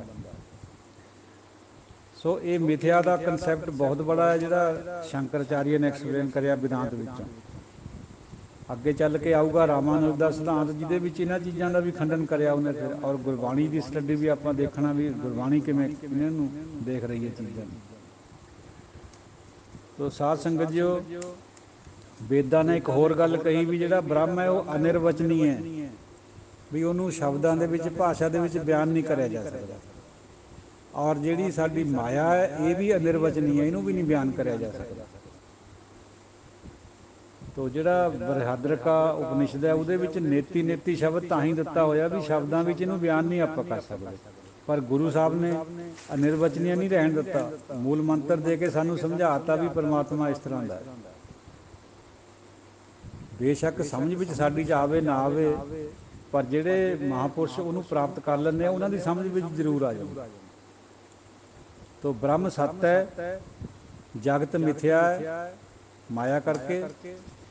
ਤੀਜਾ ਕਨਸੈਪਟ ਹੈਗਾ ਵਿਦਾਂਤ ਦਾ, ਜੀਵੋ ਬ੍ਰਹਮ ਨਾ ਪਰਾ, ਜੀਵ ਹੀ ਬ੍ਰਹਮ ਹੈ। ਕਿਵੇਂ ਜੀਵ ਬ੍ਰਹਮ ਹੈ? ਅਹਮ ਬ੍ਰਹਮ ਆਸਮੀ। ਮਨਸੂਰ ਕਹਿੰਦਾ ਹੁੰਦਾ ਸੀ ਅਨਲ ਹਕ, ਮੈਂ ਹੀ ਖੁਦਾ ਹਾਂ। ਹੁਣ ਇਹ ਚੀਜ਼ ਹੈ ਜਿਹੜੀ ਵੀ ਮੈਂ ਹੀ ਰੱਬ ਹਾਂ, ਇਹਦੇ ਪ੍ਰਮਾਣ ਮਿਲਦੇ ਆ ਗੁਰਬਾਣੀ 'ਚ ਵੀ। ਮਨ ਤੂੰ ਜੋਤ ਸਰੂਪ ਹੈ ਆਪਣਾ ਮੂਲ ਪਛਾਣ। ਲੇਕਿਨ ਭੇਦ ਹੈ ਗੱਲ ਵਿੱਚ ਬਹੁਤ ਬੜਾ। ਇਹ ਗੱਲ ਰਾਮਾਨੁਜ ਨੇ ਕਹੀ। ਰਾਮਾਨੁਜ ਜਿਹੜੇ ਉਹ ਵੀ ਮਹਾਂਪੁਰਸ਼ ਹੋਏ ਹੈ ਸ਼ੰਕਰ ਤੋਂ ਬਾਅਦ, ਉਹਨਾਂ ਨੇ ਵਸ਼ਿਸ਼ਟ ਅਦਵੈਤਵਾਦ ਦਾ ਨਾਰਾ ਬੁਲੰਦ ਕਰਿਆ। ਉਹ ਵਸ਼ਿਸ਼ਟ ਅਦਵੈਤਵਾਦ ਤਾਂ ਸ਼ੰਕਰ ਨੇ ਵੀ ਕਿਹਾ, ਪਰ ਰਾਮਾਨੁਜ ਜੀ ਨੇ ਕਿਹਾ ਵੀ ਇਹ ਵਿਸ਼ਿਸ਼ਟ ਅਦਵੈਤਵਾਦ ਹੈ ਜਿਹਦੇ ਵਿੱਚ ਇਸ ਤਰ੍ਹਾਂ ਨਹੀਂ ਹੈ। ਉਹ ਕਹਿੰਦਾ ਵੀ ਬ੍ਰਹਮ ਸੱਤ ਹੈ, ਲੇਕਿਨ ਜਿਹੜੀ ਜਗਤ ਹੈ ਇਹ ਵੀ ਸੱਤ ਹੈ ਔਰ ਜੀਵ ਵੀ ਸੱਤ ਹੈ, ਵੀ ਇਹ ਇੱਕ ਦੂਜੇ 'ਚ ਬਦਲ ਨਹੀਂ ਸਕਦੇ ਹੈ। ਸ਼ੰਕਰਾਚਾਰੀਆ ਦਾ ਖੰਡਨ ਕਰਿਆ ਉਹਨੇ, ਪਰ ਇਹ ਗੁਰਮਤਿ ਨਾਲ ਮੇਲ ਨਹੀਂ ਖਾਂਦੀ ਗੱਲ। ਉਹ ਕਹਿੰਦਾ ਵੀ ਇਹ ਸੱਤ ਹੈ, ਲੇਕਿਨ ਗੁਰਬਾਣੀ ਫਰਮਾਉਂਦੀ ਹੈ ਵੀ ਬ੍ਰਹਮ ਸੱਤ ਹੈ, ਬਾਕੀ ਸਾਰਾ ਕੁਛ ਮਿਥਿਆ ਹੈ, ਉਹ ਸੱਤ ਨਹੀਂ। ਉਹ ਇਹ ਵੀ ਕਹਿ ਰਿਹਾ ਰਾਮਾਨੁਜ ਵੀ ਬੰਦਾ ਰੱਬ ਨਹੀਂ ਹੋ ਸਕਦਾ। ਇਹ ਗੱਲ ਕਾਫੀ ਹੱਦ ਤੱਕ ਗੁਰਮਤਿ ਵਿੱਚ ਵੀ ਹੈ, ਗੁਰਬਾਣੀ ਮੰਨਦੀ ਹੈ ਵੀ ਤੂੰ ਜੋਤ ਸਰੂਪ ਜ਼ਰੂਰ ਹੈ ਔਰ ਉਹੋ ਜਿਹਾ ਬਣ ਜਾ, ਆਪਣੇ ਆਪ ਨੂੰ ਪਛਾਣ ਲੈ, ਪਰ ਰੱਬ ਤਾਂ ਕੋਈ ਹੋ ਨਹੀਂ ਸਕਦਾ। ਜਿਹੜੇ ਸਾਡੇ ਗੁਰੂ ਪਾਤਸ਼ਾਹ ਹੋਏ ਹੈ, ਭਗਤ ਸਾਹਿਬਾਨ ਹੋਏ ਹੈ, ਬਾਣੀ 'ਚ ਬਿਰਾਜਮਾਨ ਹੈ, ਉਹਨਾਂ ਸਾਰਿਆਂ ਨੇ ਤੂੰ ਹੀ ਤੂੰ ਹੀ ਤੂੰ ਹੀ ਦੀ ਬਾਤ ਪਾਈ। ਸਾਰਾ ਦਿਨ ਉਹਨੂੰ ਯਾਦ ਕਰਦੇ ਸੀ, ਅੱਠੇ ਪਹਿਰ 24 ਘੰਟੇ, ਆਪ ਤੋਂ ਬੜਾ ਸਮਝ ਕੇ। ਤੋ ਜਿੱਥੇ ਜ਼ਿਕਰ ਆਉਂਦਾ ਹੈ ਵੀ ਪਰਮਾਤਮਾ ਦਾ ਰੂਪ ਹੈ, ਜੋ ਪ੍ਰਾਣੀ ਨਿਸਤਿਨ ਭਜੈ ਰੂਪ ਰਾਮ ਤੇ ਜਾਨ, ਉਹ ਪਰਮਾਤਮਾ ਵਰਗਾ ਹੁੰਦਾ ਹੈ। ਰੱਬ ਦਾ, ਰਾਮ ਦਾ ਰੂਪ ਬਣ ਜਾਂਦਾ ਹੈ, ਰੱਬ ਨਹੀਂ ਬਣ ਸਕਦਾ ਕੋਈ ਵੀ। ਔਰ ਬੰਦਾ, ਜਿਹੜੇ ਬੰਦੇ ਦਾ ਮਨ ਹੈ ਇਹ ਵੀ ਜੋਤ ਸਰੂਪ ਹੈ, ਉਹਦੇ ਵਰਗਾ ਹੈ। ਉਹੋ ਜਿਹੇ ਲੱਛਣ ਇਹਦੇ 'ਚ ਆ ਸਕਦੇ ਆ। ਇਹ ਨਿਰਭਉ ਵੀ ਹੋ ਸਕਦਾ, ਨਿਰਵੈਰ ਵੀ ਹੋ ਸਕਦਾ, ਪਰ ਹੋਏਗਾ ਤਾਂ ਜੇ ਉਹਦੇ ਨਾਲ ਜੁੜੂਗਾ, ਸਮਰਪਣ ਭਾਵਨਾ ਹੋਵੇ। ਸੋ ਰਾਮਾਨੰਦ ਨੇ ਜਿਹੜੀ ਵਿਚਾਰ ਦਿੱਤੀ ਉਹ ਸ਼ੰਕਰ ਨਾਲੋਂ ਅਲੱਗਾ ਥੋੜ੍ਹੀ ਜਿਹੀ, ਗੁਰਬਾਣੀ ਨਾਲ ਜ਼ਿਆਦਾ ਮੇਲ ਰਾਮਾਨੁਜ ਦੀਆਂ ਵਿਚਾਰਾਂ ਦਾ, ਕਿਉਂਕਿ ਰਾਮਾਨੁਜ ਨੇ ਅੱਗੇ ਰਾਮਾਨੰਦ ਜੀ ਨੂੰ ਸਿੱਖਿਆ ਦਿੱਤੀ, ਉਹਨਾਂ ਨੇ ਅੱਗੇ ਕਬੀਰ ਜੀ ਨੂੰ ਦਿੱਤੀ। ਉਹ ਮਹਾਂਪੁਰਸ਼ ਗੁਰਬਾਣੀ 'ਚ ਸ਼ਾਮਿਲ ਹੈ। ਰਾਮਾਨੁਜ ਦਾ ਕਹਿਣਾ ਹੈ ਵੀ ਗਿਆਨ ਦਾ ਮਾਰਗ ਹੈ ਜਿਹੜਾ ਅਦਵੈਤਵਾਦ ਸ਼ੰਕਰ ਦਾ, ਬਈ ਉਹਦੇ ਨਾਲ ਤਾਂ ਹਉਮੈ ਪੈਦਾ ਹੁੰਦੀ ਹੈ ਗਿਆਨੀ ਦੇ। ਗਿਆਨ ਦੀ ਬਜਾਏ ਭਗਤੀ ਮਾਰਗ ਸ੍ਰੇਸ਼ਟ ਹੈ। ਰਾਮਾਨੁਜ ਨੇ ਭਗਤੀ ਮਾਰਗ ਨੂੰ ਸ੍ਰੇਸ਼ਟ ਕਰਿਆ, ਤਾਂ ਉਹੀ ਭਗਤੀ ਮਾਰਗ ਫਿਰ ਰਾਮਾਨੰਦ ਨੂੰ ਦਿੱਤੀ ਅੱਗੇ, ਰਾਮਾਨੰਦ ਜੀ ਨੂੰ, ਔਰ ਕਬੀਰ ਜੀ ਨੂੰ ਦਿੱਤੀ ਅੱਗੇ। ਇਹ ਭਗਤੀ ਮਾਰਗ ਨਾਲ ਹੈ ਗਿਆਨ ਦੇ। ਇਕੱਲੇ ਗਿਆਨ ਦਾ ਮਾਰਗ ਭਟਕਾ ਸਕਦਾ ਬੰਦੇ ਨੂੰ, ਅਹੰਕਾਰ ਪੈਦਾ ਕਰ ਦਿੰਦਾ ਗਿਆਨ ਦਾ। ਜੇ ਸਮਰਪਣ ਹੋਵੇ ਵੀ ਸਭ ਕੁਝ ਤੂੰ ਹੀ ਕਰ ਰਿਹਾ, ਫਿਰ ਬੰਦੇ ਦੇ ਅੰਦਰ ਅਹੰਕਾਰ ਨਹੀਂ ਹੁੰਦਾ। ਬੇਸ਼ੱਕ ਬੰਦਾ ਰੱਬ ਨਹੀਂ ਬਣ ਸਕਦਾ, ਪਰ ਰੱਬ ਵਰਗਾ ਜ਼ਰੂਰ ਬਣ ਸਕਦਾ, ਉਹਦੇ ਵਿੱਚ ਸਮਾ ਸਕਦਾ। ਇਹ ਸਿਧਾਂਤ ਹੈ ਗੁਰਬਾਣੀ ਦਾ। ਤੋ ਰਾਮਾਨੰਦ ਦੀ ਜਿਹੜੀ ਫਿਲਾਸਫੀ ਆ ਉਹ ਕਾਫੀ ਜ਼ਿਆਦਾ ਗੁਰਬਾਣੀ ਦੇ ਨੇੜੇ ਹੈ, ਸ਼ੰਕਰ ਨਾਲੋਂ ਵੀ ਜ਼ਿਆਦਾ ਨੇੜੇ ਹੈ। ਬਾਕੀ ਜਿਹੜੇ 5 ਧਰਮ ਦੇ ਸ਼ਾਸਤਰ ਹੈ, 6 ਸ਼ਾਸਤਰਾਂ 'ਚੋਂ, ਉਹਨਾਂ ਨਾਲੋਂ ਜਿਹੜਾ ਵਿਦਾਂਤ ਹੈ ਉਹ ਗੁਰਬਾਣੀ ਦੇ ਜ਼ਿਆਦਾ ਨੇੜੇ ਹੈ। ਉਹਦੇ ਨਾਲੋਂ ਵੀ ਜ਼ਿਆਦਾ ਰਾਮਾਨੰਦ ਦਾ ਜਿਹੜਾ ਵਿਸ਼ੇਸ਼ ਵਿਸ਼ਿਸ਼ਟ ਅਦਵੈਤਵਾਦ ਹੈ ਉਹ ਜ਼ਿਆਦਾ ਨੇੜੇ। ਦੇਖੋ ਕਿੰਨਾ ਗੁਰੂ ਮਹਾਰਾਜ ਦੇ ਅੰਦਰ ਚਾਨਣਾ, ਜਾਂ ਗੁਰੂ ਜਿਹੜੇ ਭਗਤ ਸਾਹਿਬਾਨ ਹੋਣਾ ਆਪਾਂ ਤਾਂ ਕਲਪਨਾ ਵੀ ਨਹੀਂ ਕਰ ਸਕਦੇ। ਇੰਨਾ ਕੁਛ ਦਰਸ਼ਨ ਉਹਨਾਂ ਦੇ ਅੰਦਰ ਹੈ, ਤਾਂ ਉਹਦੇ ਵਿੱਚੋਂ ਫਿਲਾਸਫੀ 'ਚੋਂ ਉਹਨਾਂ ਨੇ ਬਾਣੀ ਰਚੀ, ਭਾਵੇਂ ਪਰਮਾਤਮਾ ਵੱਲੋਂ ਆਈ ਹੈ ਬਾਣੀ, ਪਰ ਉਹਨਾਂ ਨੂੰ ਗਿਆਨ ਸੀਗਾ ਇਸ ਗੱਲ ਦਾ, ਤਾਂ ਦੇ ਇੱਕਣ ਕਰਿਆ ਉਹਨਾਂ ਨੇ। ਸਾਰੇ ਫਲਸਫਿਆਂ 'ਚੋਂ ਕੱਢ ਕੇ ਬਾਤਾਂ ਇੱਕ ਵਿਸ਼ੇਸ਼ ਸਿਧਾਂਤ ਦਿੱਤਾ ਗੁਰੂ ਗ੍ਰੰਥ ਸਾਹਿਬ ਜੀ ਦੇ ਰੂਪ ਦੇ ਵਿੱਚ। ਬਹੁਤ ਆਨੰਦ ਆਉਂਦਾ ਹੈ, ਬਹੁਤ ਵਿਸਮਾਦ ਵੀ ਪੈਦਾ ਹੁੰਦਾ ਹੈ ਵੀ ਆਹ ਕੁਛ ਹੁੰਦਾ ਆਇਆ ਅਤੇ ਗੁਰੂ ਸਾਹਿਬ ਨੇ ਇਹ ਮੱਤ ਦਿੱਤਾ। ਫਿਰ ਤਾਂ ਗੁਰਬਾਣੀ ਵਿੱਚ ਵੀ ਜਿਹੜੀ ਸਮਰਪਣ ਹੈ ਉਸੇ ਨੂੰ ਪ੍ਰਮੁੱਖਤਾ ਹੈ, ਗਿਆਨ ਦੇ ਨਾਲ ਨਾਲ ਸਮਰਪਣ ਦੀ ਭਾਵਨਾ ਨੂੰ ਪ੍ਰਮੁੱਖਤਾ ਹੈ। ਅਹੰਕਾਰ 'ਤੇ ਹੀ ਸ਼ੁਰੂ ਹੁੰਦੀ ਹੈ ਬਾਣੀ, ਉੱਥੇ ਹੀ ਖਤਮ ਕਰਦੀ ਹੈ ਬੰਦੇ ਨੂੰ। ਤੋ ਰਾਮਾਨੁਜ ਨੇ ਵੀ ਇਹੀ ਕਿਹਾ ਵੀ ਅਹੰਕਾਰ ਬਿਨਾਂ ਭਗਤੀ ਤੋਂ ਜਾਂਦਾ ਨਹੀਂ ਹੈ। ਜੇ ਇਕੱਲਾ ਗਿਆਨ ਰੱਖੋਗੇ ਕੋਲ ਤਾਂ ਅਹੰਕਾਰ ਆਉਣ ਦਾ ਬਹੁਤ ਸੰਭਾਵਨਾ ਹੁੰਦੀ ਹੈ। ਗਿਆਨ ਦਾ ਹੀ ਅਹੰਕਾਰ ਬਣ ਜਾਂਦਾ, ਘਰ ਦਾ ਹੀ ਦੀਪਕ ਘਰ ਨੂੰ ਜਲਾ ਕੇ ਰੱਖ ਦਿੰਦਾ। ਅਹੰਕਾਰ ਉਹ ਚੀਜ਼, ਜੇ ਹੋਵੇ ਨਿਮਰਤਾ ਫਿਰ ਚਾਨਣਾ ਦਿੰਦਾ। ਉਹ ਜਿਹੜਾ ਸ਼ੁੱਧ ਅਹੰਕਾਰ ਹੁੰਦਾ, ਮਹੱਤ ਕਹਿੰਦੇ ਜਿਹਨੂੰ। ਵਾਹਿਗੁਰੂ। ਤੋ ਸਾਧ ਸੰਗਤ ਜੋ ਰਾਮਾਨੁਜ ਨੇ ਕਿਹਾ ਵੀ ਜੀਵ ਹੈ ਜਿਹੜਾ ਇਹ ਵੀ ਸੱਤ ਹੈ, ਲੇਕਿਨ ਗੁਰਬਾਣੀ ਨੇ ਨਹੀਂ ਮੰਨਿਆ ਜੀਵ ਨੂੰ ਸੱਤ, ਜੀਵ ਨੂੰ ਮਿਥਿਆ ਮੰਨਿਆ। ਇਹ ਪ੍ਰਕਿਰਤੀ ਜਿਹੜੀ ਵੀ ਹੈ ਪਰਮਾਤਮਾ ਤੋਂ ਆਈ ਹੈ, ਅਤੇ ਪਰਮਾਤਮਾ ਦੇ ਵਿੱਚ ਇਹਨੇ ਇੱਕ ਦਿਨ ਲੀਨ ਵੀ ਹੋਣਾ ਹੈ। ਇਹ ਸੱਤ ਨਹੀਂ ਹੈ, ਮਿਥਿਆ ਹੈ। ਇੱਥੇ ਸ਼ੰਕਰਾਚਾਰੀਆ ਦੇ ਸਿਧਾਂਤ ਨਾਲ ਗੁਰਬਾਣੀ ਜ਼ਿਆਦਾ ਮੇਲ ਖਾਂਦੀ ਹੈ। ਤੋ ਸਾਰ ਕੋਈ ਇੱਕ ਜਿਹੜਾ ਮਤੰਤਰ ਹੈ, ਕੋਈ ਵੀ 6 ਸ਼ਾਸਤਰਾਂ 'ਚੋਂ, ਜਾਂ ਬੁੱਧ ਧਰਮ ਜਾਂ ਜੈਨ ਧਰਮ, ਉਹ ਗੁਰਬਾਣੀ ਨਾਲ ਇਕੱਲਾ ਨਹੀਂ ਮਿਲਦਾ ਕੋਈ ਵੀ। ਉਹਨਾਂ ਦੇ ਵਿੱਚੋਂ ਕੁਛ ਅੰਸ਼ ਮਿਲਦੇ ਸਾਰਿਆਂ ਦੇ ਥੋੜ੍ਹੇ ਥੋੜ੍ਹੇ। ਇਸ ਕਰਕੇ ਗੁਰਬਾਣੀ ਦਾ ਜਿਹੜਾ ਸਿਧਾਂਤ ਹੈ ਬਿਲਕੁਲ ਨਿਵੇਕਲਾ ਹੈ, ਕਿਸੇ ਦੇ ਨਾਲ ਨਹੀਂ ਮਿਲਦਾ ਹੈ। ਜੇ ਆਪਾਂ ਕੰਪੈਰੇਟਿਵ ਸਟੱਡੀ ਕਰੀਏ ਤਾਂ ਇਹਨਾਂ ਬਾਤਾਂ ਦੀ ਸਮਝ ਪੈ ਸਕਦੀ, ਅਦਰਵਾਈਜ਼ ਤਾਂ ਪੈਣੀ ਬਹੁਤ ਮੁਸ਼ਕਿਲ ਹੈ। ਤੋ ਜਿਹੜਾ ਭਗਤੀ ਦਾ ਮਾਰਗ ਹੈ ਗੁਰਬਾਣੀ 'ਚ ਇਹੀ ਪ੍ਰਧਾਨ ਹੈ। ਸਭ ਤੋਂ ਪੂਰਾ ਜਿਹੜਾ ਸਮਰਪਣ ਹੈ, ਪੂਰਾ ਟੋਟਲ, ਉਹ ਗੁਰੂ ਸਾਹਿਬਾਨ ਦੇ ਹਿੱਸੇ ਹੈ। ਭਗਤ ਵੀ ਸਮਰਪਣ 'ਚ ਹੈ, ਪਰ ਟੋਟਲ ਸਮਰਪਣ ਗੁਰੂਆਂ ਦੇ ਹਿੱਸੇ 'ਚ ਆਇਆ। ਇਹਨਾਂ ਵਿੱਚ ਵੀ ਥੋੜ੍ਹਾ ਥੋੜ੍ਹਾ ਭੇਦ ਹੈ ਗੱਲਾਂ 'ਚ। ਜਿੰਨੇ ਵੀ ਮਤ ਮਤੰਤਰ ਹੈ ਸਾਰਿਆਂ ਦੇ ਚੰਗੇ ਖਿਆਲਾਤਾਂ ਨੂੰ, ਚੰਗੇ ਕਰਮਾਂ ਨੂੰ ਉਹਨਾਂ 'ਚੋਂ ਟੋਲ ਕੇ ਨਿਚੋੜ ਕੇ ਗੁਰੂ ਗ੍ਰੰਥ ਸਾਹਿਬ ਜੀ ਦੇ ਵਿੱਚ ਗੁਰੂ ਮਹਾਰਾਜ ਨੇ ਭਰਿਆ। ਤੋ ਰੱਬ ਕੋਈ ਬੰਦਾ ਬਣ ਨਹੀਂ ਸਕਦਾ, ਰੱਬ ਦਾ ਰੂਪ ਬਣ ਸਕਦਾ ਹੈ। ਇਹ ਗੱਲ ਗੁਰਬਾਣੀ ਨਾਲ ਰਾਮਾਨੁਜ ਦੀ ਕਾਫੀ ਮੇਲ ਖਾਂਦੀ। ਜਦ ਕਿ ਵਿਦਾਂਤ ਵਿੱਚ ਲਿਖਿਆ ਗਿਆ ਸੀਗਾ ਬਈ ਬੰਦਾ ਹੀ ਰੱਬ ਹੈ, ਅਹਮ ਬ੍ਰਹਮ ਆਸਮੀ, ਮੈਂ ਹੀ ਰੱਬ ਹਾਂ। ਬੰਦੇ ਨੂੰ ਰੱਬ ਨਹੀਂ ਬਣਾਇਆ ਗੁਰਬਾਣੀ ਨੇ ਕਿਤੇ ਵੀ, ਰੱਬ ਦਾ ਰੂਪ ਬਣਾਇਆ। ਇਹਨਾਂ ਗੱਲਾਂ 'ਚ ਫਰਕ ਹੈ। ਸੋ ਰਾਮਾਨੁਜ ਦੀ ਜਿਹੜੀ ਫਿਲਾਸਫੀ ਉਹ ਕਾਫੀ ਜ਼ਿਆਦਾ ਮਿਲਦੀ ਹੈ। ਜਿਹੜੇ 6 ਸ਼ਾਸਤਰ ਹੈ ਉਹਨਾਂ ਦੀ ਜਿਹੜੀ 5 ਹੈ ਪਹਿਲੇ, ਉਹਨਾਂ ਦੀ ਜਿਹੜੀ ਮੁਕਤੀ ਦਾ ਕਨਸੈਪਟ ਹੈ ਉਹਨਾਂ ਦਾ, ਮੋਕਸ਼ ਦਾ, ਉਹ ਹੈਗਾ ਦੁਨਿਆਵੀ ਮਾਇਆਵੀ। ਵੇਦਾਂਤ ਦਾ ਹੈਗਾ ਸਪਿਰਚੁਅਲ ਮੁਕਤੀ ਦਾ। ਔਰ ਗੁਰੂ ਸਾਹਿਬ ਦੀ ਜਿਹੜੀ ਮੁਕਤੀ ਹੈ ਉਸ ਤੋਂ ਵੀ ਅੱਗੇ ਗਈ ਹੈ। ਗੁਰੂ ਸਾਹਿਬ ਫਰਮਾਉਂਦੇ ਰਾਜ ਨਾ ਚਾਹੂੰ ਮੁਕਤ ਨਾ ਚਾਹੂੰ, ਮਨ ਪ੍ਰੀਤ ਚਰਨ ਕਮਲਾਰੇ। ਸਾਨੂੰ ਨਹੀਂ ਮੁਕਤੀਆਂ ਮਕਤੀਆਂ ਦੀ ਲੋੜ, ਸਾਨੂੰ ਤੇਰੇ ਚਰਨਾਂ ਦੀ ਲੋੜ ਹੈ। ਇਹ ਹੈ ਟੋਟਲ ਸਮਰਪਣ। ਮੁਕਤੀ ਆਪੇ ਹੋ ਜਾਣੀ ਹੈ ਜੇ ਪਰਮਾਤਮਾ ਦੇ ਚਰਨ ਜਾਂ ਗੁਰੂ ਦੇ ਚਰਨ ਨਸੀਬ ਹੋ ਗਏ। ਕਈ ਬੈਕੁੰਠ ਨਹੀਂ ਲਵੈ ਲਾਗੇ, ਮੁਕਤ ਬੱਪੜੀ ਵੀ ਗਿਆਨੀ ਤਿਆਗੇ। ਗਿਆਨੀ ਜਿਹੜਾ ਰੱਬ ਦੇ ਨਾਲ ਜੁੜ ਗਿਆ, ਅਸਲੀ ਗਿਆਨੀ, ਸਮਰਪਣ ਵਾਲਾ, ਭਗਤੀ ਵਾਲਾ, ਉਹਦੇ ਤਾਂ ਮੁਕਤੀ ਨੇੜੇ ਵੀ ਨਹੀਂ ਹੁੰਦੀ। ਕੋਈ ਬੈਕੁੰਠ ਦੀ ਆਸ ਨਹੀਂ ਰਹਿ ਜਾਂਦੀ ਉਹਨੂੰ। ਜਬ ਲਗ ਮਨ ਬੈਕੁੰਠ ਕੀ ਆਸ, ਤਬ ਲਗ ਨਾਹੀ ਚਰਨ ਨਿਵਾਸ। ਇਹ ਸਭ ਦੁਨਿਆਵੀ ਗੱਲਾਂ ਹੈ। ਬੈਕੁੰਠ ਹੋਏ, ਮੁਕਤੀਆਂ ਹੋਈਆਂ, ਮੋਕਸ਼ ਹੋਏ, ਗੁਰੂ ਦੇ ਚਰਨ ਹੀ ਮੁਕਤੀ ਹੈ ਬਸ ਸਿੱਖ ਵਾਸਤੇ, ਹੋਰ ਕੋਈ ਮੁਕਤੀ ਨਹੀਂ। ਤੋ ਗੁਰਬਾਣੀ ਦਾ ਜਿਹੜਾ ਕਨਸੈਪਟ ਹੈ ਉਹ ਬਿਲਕੁਲ ਨਿਵੇਕਲਾ ਹੈ। ਜਿੰਨਾ ਚਿਰ ਆਪਾਂ ਪਹਿਲਿਆਂ ਨੂੰ ਨਾ ਪੜ੍ਹੀਏ, ਸਟੱਡੀ ਕਰੀਏ, ਗੁਰਬਾਣੀ ਦੀ ਗੱਲ ਉੱਪਰ ਸਮਝ ਨਹੀਂ ਆਉਂਦੀ ਵੀ ਇਹ ਕਾਹਤੇ ਗੱਲ ਆਈ ਹੈ ਵਾਰ ਵਾਰ। ਇਹ ਮਿਥਿਆ ਜਿਹੜਾ ਸੁਖਮਨੀ ਸਾਹਿਬ 'ਚ ਵਾਰ ਵਾਰ ਆਉਂਦਾ ਹੈ ਵੀ ਸਭ ਕੁਛ ਮਿਥਿਆ ਹੈ, ਇਹ ਉੱਥੋਂ ਨਿਕਲੀ ਹੋਈ ਗੱਲ ਹੈ ਵੇਦਾਂਤ 'ਚੋਂ। ਤੋ ਸਾਧ ਸੰਗਤ ਜੀ ਵਿਚਾਰ ਕਰਦਿਆਂ ਕਾਫੀ ਸਮਾਂ ਹੋ ਵੀ ਗਿਆ, ਅਤੇ ਕੁਛ ਵਿਚਾਰ ਹੋਰ ਅੱਗੇ ਜਿਉਂ ਆਪਾਂ ਕਰਦੇ ਜਾਵਾਂਗੇ ਆਉਂਦੀ ਜਾਏਗੀ। ਅਜੇ ਤਾਂ ਨਿਆਏ ਸ਼ਾਸਤਰ ਦੀ ਵੀ ਵਿਚਾਰ ਕਰਨੀ ਹੈ, ਹੋਰਾਂ ਦੀ ਵੀ ਕਰਾਂਗੇ ਜੇ ਸਮਾਂ ਲੱਗਿਆ, ਮਹਾਰਾਜ ਨੂੰ ਪਾਇਆ। ਬਾਕੀ ਉਹਦੇ ਹੱਥ ਵਿੱਚ ਹੈ ਸਾਰਾ ਕੁਝ। ਅਜੇ ਵਿਦਾਂਤ ਦੀ ਕੋਈ ਵਿਚਾਰ ਬਹੁਤ ਨਹੀਂ ਕਰੀ, ਆਪਾਂ ਤਾਂ ਥੋੜ੍ਹੀ ਜਿਹੀ ਕਰੀਏ। ਰਾਮਾਨੁਜ ਦੀ ਵੀ ਉਨੀ ਕੁ ਕਰੀਏ ਜਿੰਨੇ ਨਾਲ ਆਪਾਂ ਨੂੰ ਗੁਰਬਾਣੀ ਦੀ ਸਮਝ ਆ ਜਾਏ। ਤਾਂ ਬਹੁਤ ਬੜੇ ਬੜੇ ਫਲਸਫੇ ਹੈ, ਭਾਵੇਂ ਕਿੰਨੇ ਕਿੰਨੇ ਦਿਨ ਵਿਆਖਿਆ ਕਰੀ ਜਾਓ ਇਹਨਾਂ ਦੀ, ਪਹਿਲਾਂ ਤਾਂ ਇਹ ਸਮਝ 'ਚ ਹੀ ਨਹੀਂ ਆਉਂਦੇ। ਜੇ ਸਮਝ ਵਿੱਚ ਵੀ ਆਵੇਂ ਤਾਂ ਵਿਆਖਿਆ ਕਰਨੀ ਬੜੀ ਮੁਸ਼ਕਿਲ ਹੈ, ਬਹੁਤ ਲੰਬਾ ਟਾਈਮ ਚਾਹੀਦਾ।